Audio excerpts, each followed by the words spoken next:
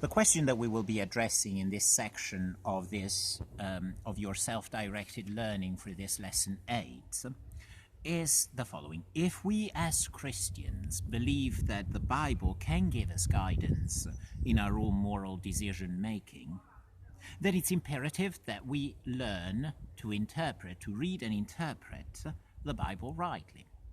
Now, how do we do that?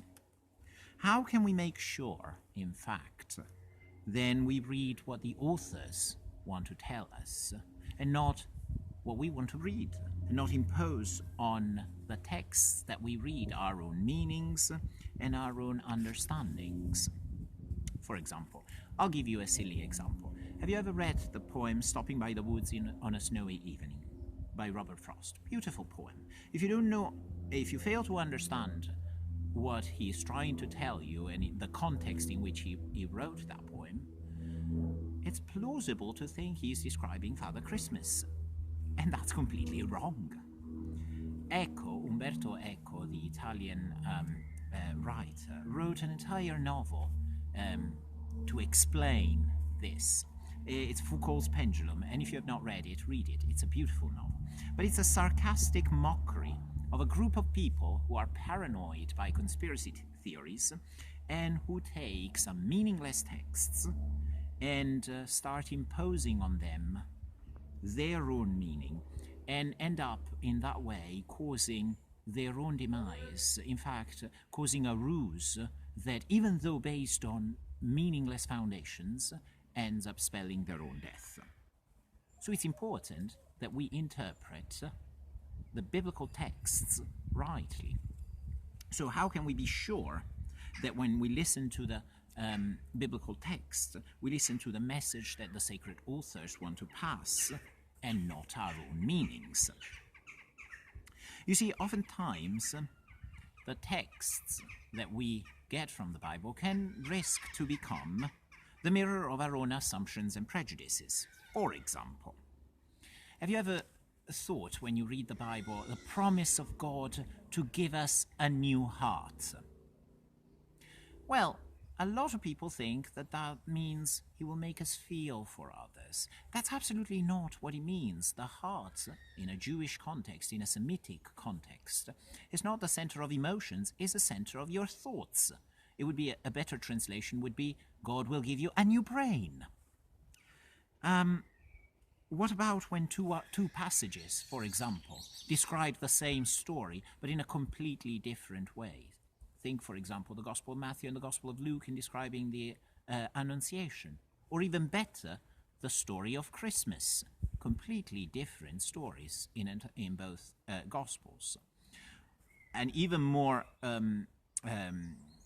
stunningly, and perhaps more contextual to this, our time, in May, is the story of Pentecost. John and Luke describe the same event in two completely and radical different ways. You see, we risk to read in the passages what we assume the passages are saying, what we already believe, what we already sign up to, and what we want to read, rather than what the passage and the sacred author are trying to say. The Bible truly becomes the mirror that reflects back to us our own prejudices, our own assumptions, our own beliefs, rather than the challenging voice of God through the church to us.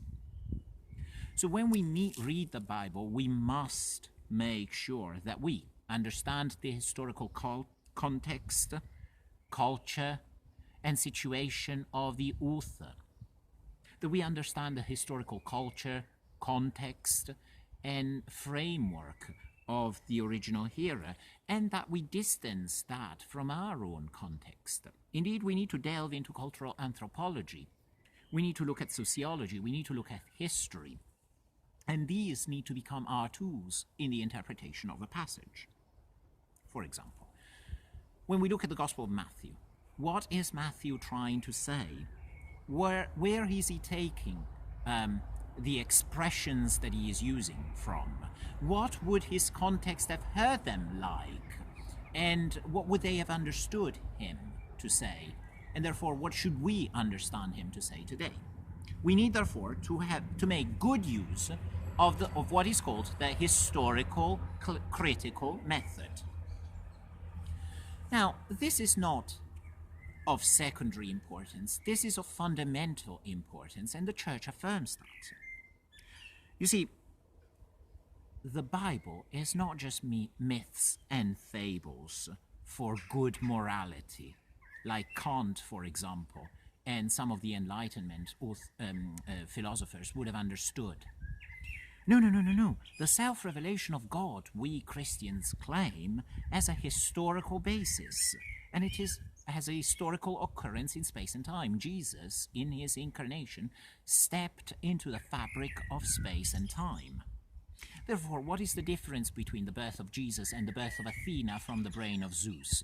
The fact that Jesus was born in space and time. Jesus was born in history. Therefore, our faith is historical. It's not mythological. And therefore, our faith has to be understood historically. The historical element is fundamental and must be recognized when we read and understand and interpret Bible passages.